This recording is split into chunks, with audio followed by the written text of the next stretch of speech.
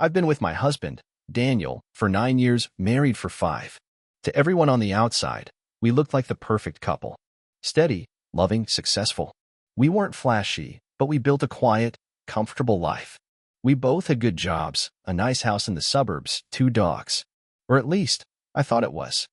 I was 6 months pregnant when everything in my life changed. I've been with my husband, Daniel, for 9 years, married for 5. To everyone on the outside, we looked like the perfect couple. Steady, loving, successful. We weren't flashy, but we built a quiet, comfortable life. We both had good jobs, a nice house in the suburbs, 2 dogs. The pregnancy was planned, wanted, celebrated. Or at least, I thought it was. It started with small things. Daniel got more distracted. He'd zone out at dinner, stop making conversation. Said work was stressing him out. I believed him. I rubbed his back when he came home tired, cooked his favorite meals, tried to be understanding. I told myself the distance was temporary, that once the baby arrived, he'd be himself again. The baby shower was supposed to be the start of a new chapter. I wasn't even going to have one. I hate being the center of attention, but my sister insisted. So we did it small. Backyard, family and friends, pink and white decorations, those dumb baby games that everyone pretends to hate but secretly enjoys. Everything was going fine, until about halfway through. A woman I didn't recognize walked in. She looked about my age, maybe a little younger. She wasn't holding a gift. She wasn't smiling. She looked like she had something to say. And I knew. Before she even opened her mouth, I just knew. She walked straight up to me, ignoring everyone else. There were maybe 30 people around, my mom, cousins, Daniel's coworkers. All watching. All frozen. And she said, "I'm sorry, I didn't mean to do this here, but I had to know if he was lying about this too." Then she pointed to my stomach. Everyone went quiet. I looked at her, then at Daniel, who had gone pale and stiff. "What's going on?" I asked him, already knowing I wouldn't like the answer. He didn't speak. So she did. "My name's Rachel," she said. "I've been seeing your husband for over a year. He told me you were separated, that the baby wasn't his, that you were crazy and clinging and trying to trap him." I thought my knees were going to give out. She started to cry. Not hysterical, just a single, shaking breath. "He said he loved me. I didn't know about this. I swear I didn't know." Then she turned and walked out. The backyard was dead silent. Nobody moved. Daniel tried to speak. "It's not what it looks like." And I laughed. Not because it was funny, but because I had absolutely no idea what else to do. So I laughed and said, "You cheated on your pregnant wife. Lied about the baby. And now your girlfriend crashed my baby shower. Please, tell me what it does look like." He stuttered something about being confused, about not knowing what he wanted, about feeling trapped by life. He said I'd changed since getting pregnant. I left. I walked inside, took off the stupid pink sash, and called my sister to pick me up. For the next few days, Daniel tried to apologize. He said he panicked, that he never meant for her to show up, that he was going to break it off anyway. I didn't care. Not because I was numb, but because I was done.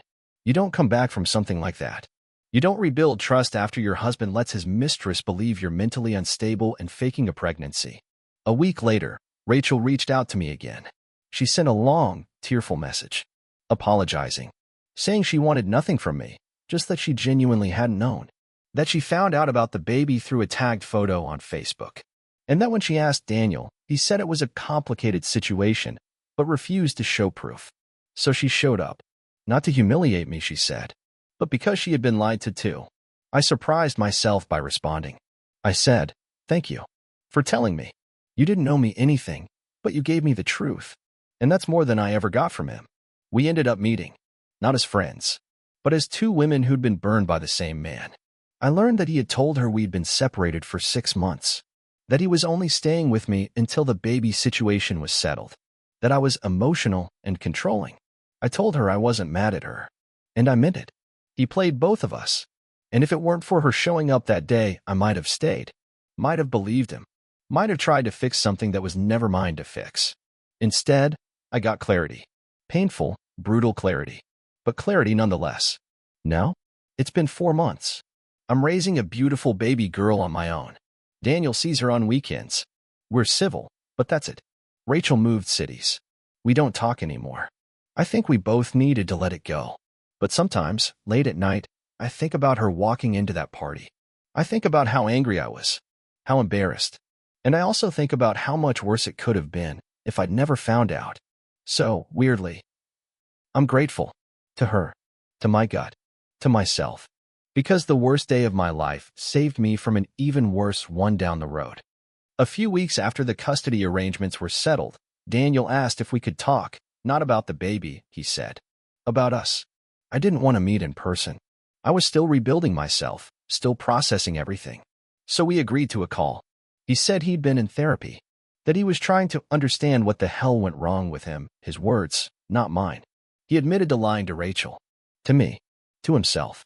He said, I know I destroyed what we had.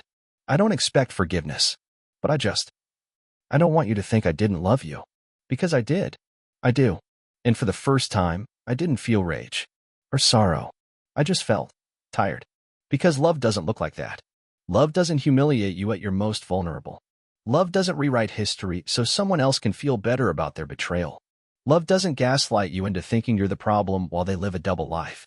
I told him that. I said, you don't get to redefine what you gave me. You loved yourself more than you ever loved me. There was silence on the line. Then he said, I know. That was the closest thing to real accountability I'd ever heard from him. And maybe that's why, when he dropped off our daughter that weekend, I didn't slam the door in his face. I didn't scream. I just took my baby girl in my arms, kissed her soft hair, and let him watch what he'd lost. Not just me, but the version of himself he pretended to be, the one who was loyal, honest, worthy of trust. That man was gone, if he ever existed at all. And me? I'm not broken. I'm not bitter. I'm just free. Free to raise my daughter in a home that's peaceful. Free to look in the mirror without shame. Free to believe that the next chapter won't be built on secrets and denial. Because I've learned something I never thought I'd say. Sometimes, the people who hurt us the most give us exactly what we need to grow. I thought closure would feel more dramatic. Like a moment of triumph. Maybe I'd slam a door. Maybe I'd finally say the perfect comeback line and leave him speechless. But in reality, closure came on a quiet Tuesday afternoon, when I found myself folding laundry, humming to a playlist I made months ago.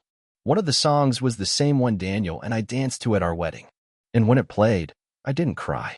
I just folded a shirt, smiled a little at how far I'd come, and moved on to the next. It was subtle, but it was everything. I've started journaling again. Not rage writing or trauma dumping like I used to during the worst of it, but real journaling, reflection, goals, gratitude. I even wrote out a bucket list the other night, and it felt like the first thing I've done in ages that wasn't about reacting to someone else's chaos. Then came the text. Not from Daniel. From Rachel. It said, I know I'm the last person you want to hear from. I just wanted you to know I left him. I stared at it for a long time. Part of me wanted to delete it on the spot. Another part, the still curious, still human part, replied. Why? Her answer? Because he lied to me too. About a lot. I didn't reply. She sent another one a day later. I'm sorry. For everything. I thought I was the exception. Turns out I was just next. And just like that, I realized I had nothing left to say. Not out of hatred, but because I was done being a character in someone else's unfinished story. That weekend, I took my daughter to the park. She's just starting to string together real sentences now. She pointed at a dog, clapped her hands, and yelled, Happy puppy. I laughed harder than I have in months. We sat on a bench, her head against my shoulder, and I watched the sun start to dip behind the trees. I thought about how strange it is that peace feels so small when you finally find it. Not loud, not cinematic, just soft, warm, enough. And I realized something. This is what healing looks like. Not revenge, not validation, just living your life without needing to prove anything to anyone anymore. And that's more powerful than anything Daniel or Rachel could ever take from me. A few months later, I started seeing someone. It wasn't planned. I wasn't looking. Honestly, I still felt allergic to the idea of trust. But there he was, James. We met at a friend's small backyard birthday party. He was helping with the grill, wearing a worn-out hoodie with a tear in the sleeve and laughing like he had no weight on his shoulders. It was disarming. I remember thinking, this guy's either deeply kind or dangerously naive. Turned out, he was kind. The first time we went out, I warned him, told him I had baggage. A kid, a messy ex, a life that still felt like it was under renovation. He just smiled and said, Cool, I have a toolbox. It wasn't charming. It wasn't a line. It was just calm. Present. I didn't fall head first. I walked. Slowly. Cautiously. Checking every step for cracks in the floor. But James never rushed me. He asked questions no one else ever had. Like what made me feel safe, what kind of silence I liked, how I wanted to be loved. And when I told him I still have moments where I flinch at kindness, where I brace for the mask to fall off someone's face, he didn't try to fix it. He just said, "That makes sense." It felt like standing in the sun after months of winter, unsure if it was okay to take off my coat. Daniel still comes around to pick up our daughter. He's civil now, quiet. There's a weight in his eyes that wasn't there before, and part of me knows it's the price of watching someone else raise the version of me he destroyed. He hasn't met James yet. That day will come. Eventually. I don't dread it. Because I've built something stronger than bitterness. I've built boundaries. Peace. A new rhythm. And most days, that's enough. But sometimes, just sometimes, when I'm holding my daughter and watching James gently brush her hair behind her ear while she sleeps, I let myself imagine what it would have been like if this had been my beginning. Not my second chance. But then I remember, this is my beginning. Because maybe the Real story didn't start with betrayal, or heartbreak, or loss. Maybe it started the moment I chose myself. And everything after? That's just proof I made the right choice. James met Daniel today. It wasn't supposed to happen like that. Our schedules are usually offset. Daniel picks up our daughter when James is at work. But today, he came early. Unannounced.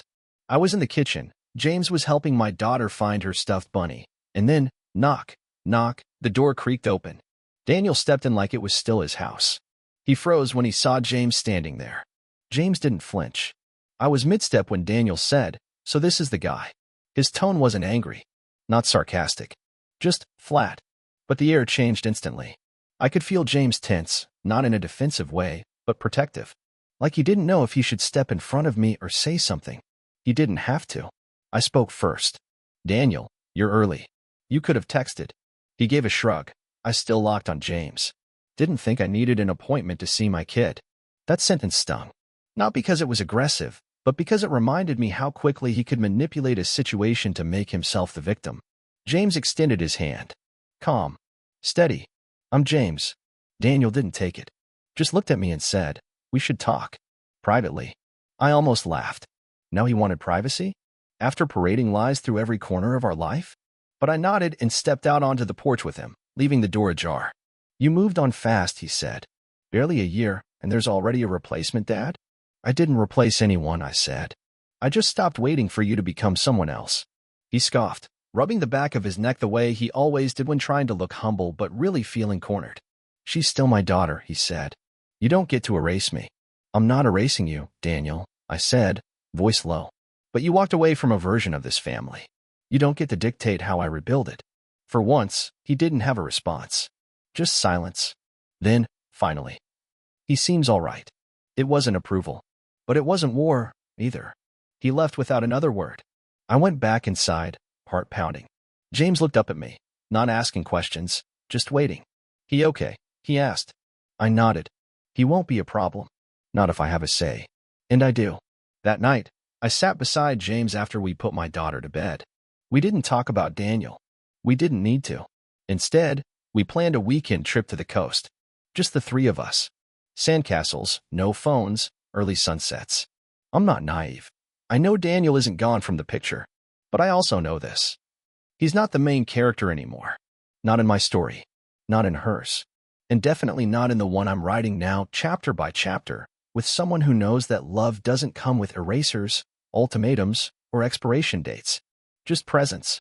And choice. A few weeks passed. Daniel didn't make any more unannounced appearances. He stuck to the schedule. Polite but distant. No more jabs. No more comments about replacement dads. It was strange, almost like he was trying to behave now that he knew someone else was in the picture. But the damage he'd done wasn't so easily undone. James never asked about Daniel again. He never needed to. He focused on us, me and my daughter, like we were his whole world. And honestly, that consistency, that quiet steadiness, it was everything I didn't realize I'd been missing for years. One night, after a long day at the beach, my daughter fast asleep in the back seat, James said something that caught me off guard. "I don't want to push, but if you ever feel ready to talk about what really happened with him, I'll listen. No judgment." I looked out the window for a moment, watching the streetlights blur past. And then I told him everything. The lies. The gaslighting. The way Daniel had chipped away at my sense of reality until I couldn't tell if I was the problem or the solution. How he always made me feel almost loved, but not enough to believe it was real. James didn't interrupt. Not once. When I finished, he said, "You didn't deserve any of that. You were surviving. And now, you're healing." It was the first time I believed it. A few days later, my daughter drew a picture. 3 stick figures. One big, one medium, one small, all holding hands under a smiling sun. At the top, in wobbly letters, she wrote, "My family." She didn't ask for permission. She didn't check if it was okay to include James. She just did. That simple act said more than any court document or awkward doorstep encounter ever could. We were becoming something real. Not perfect, but honest. And finally, safe. I kept that drawing. I taped it to the fridge like it was the most precious art I'd ever owned. Because in a way, it was. It wasn't just a picture, it was a declaration. Proof that my daughter felt safe, stable, and loved. Not because someone told her what to feel, but because she lived it every day. But of course, peace never lasts forever. About a month later, I got a certified letter in the mail. Daniel was filing for primary custody. The paper felt like it weighed 100 pounds in my hands. My stomach dropped. I hadn't expected this, not now, after everything had been quiet. According to the letter, Daniel claimed I was creating an unsafe and emotionally unstable environment by bringing unrelated adult males into close contact with his child. He was trying to use James against me. It was laughable and infuriating. James had been nothing but careful, supportive, respectful. But Daniel twisted it all into something dark, like James was some kind of threat, and I was negligent for letting him near her. I wanted to scream. Instead, I called my lawyer. She was calm, efficient. "We've got this," she said. "This is textbook manipulation. He's testing boundaries. We'll respond." But inside, I was rattled. Not just for myself, for my daughter. What if the court didn't see things clearly? What if Daniel manipulated the system the same way he used to manipulate me? When I told James, he didn't get angry. He just asked, "What do you need from me?" I realized in that moment that I had a partner. Not just someone who was with me, someone who was for me. The next few weeks were a whirlwind of paperwork, meetings, and anxiety. Daniel's lawyer sent over ridiculous, evidence, grainy photos of James holding my daughter's hand at a park. One of us all eating ice cream. He was trying to paint James as an unauthorized parental figure. It was desperate, but desperation can still be dangerous. Then the hearing. I sat in that courtroom, my hands trembling under the table. Daniel sat across from me, smug and self-assured like always. He spoke with practiced concern. Said he was just worried about the environment I was raising our daughter in. Said James was too involved, too quickly. Called it confusing. I felt sick. Then it was my turn. My lawyer laid everything out, the visitation history, the co-parenting agreement, the absence of any violations. She introduced character letters, including one from my daughter's teacher, praising the positive changes she'd seen since James became part of her life. But the most powerful moment? When the judge asked if our daughter had ever expressed confusion, discomfort, or distress regarding James. And I pulled out the drawing. I explained what it was, when she drew it, what she called it. The judge stared at it for a long moment. Then he nodded once and said, "I see." In the end, Daniel didn't get what he wanted. The judge reaffirmed joint custody with a strong warning against any further attempts to disrupt stable environments.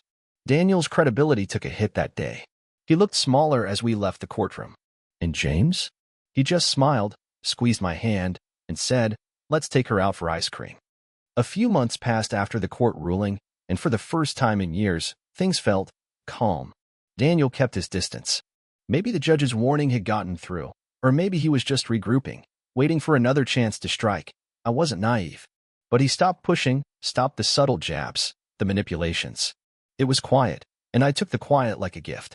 James settled into our lives more naturally than I ever expected. He never tried to be a dad. He just listened, showed up, and respected the rhythm of what my daughter and I already had. That, more than anything, made her love him even more. One night, after she was asleep, we sat on the porch. It was one of those summer nights where everything feels thick with heat and possibility. James looked at me and said, "I know you're still scared sometimes." I didn't pretend. "Yeah," I said. "A part of me always will be." He nodded. "Me too." but I think we can build something stronger than what broke you. That line stayed with me. The next morning, my daughter woke up early and ran into our room. She crawled onto the bed and whispered, "I had a dream. That you and James got married and we all had pancakes every Sunday." She said it like it was the happiest thing she could imagine. And you know what? In that moment, it sounded pretty perfect to me too. We never did pancakes every Sunday. Sometimes it was cereal, or burnt toast, or leftovers. But the feeling, the warmth, the laughter, the safe quiet, that stayed. A year later, we got married.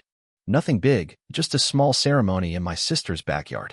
My daughter was the one who walked me down the aisle. She held my hand the whole time. When James read his vows, he looked at her first. "I didn't know what family meant," he said, "until I met both of you." There wasn't a dry eye in the yard. Daniel didn't show up, thank God. We learned to live with his presence as a shadow in the background. But shadows fade when you stop feeding them attention. That summer, my daughter drew a new picture. This time, it was the three of us. Me, her, and James, all standing on a hill, holding hands. At the top, she wrote, "My forever family." I cried when I saw it. Because no matter how dark it got, we came out the other side. Not perfect, but whole. And that was enough.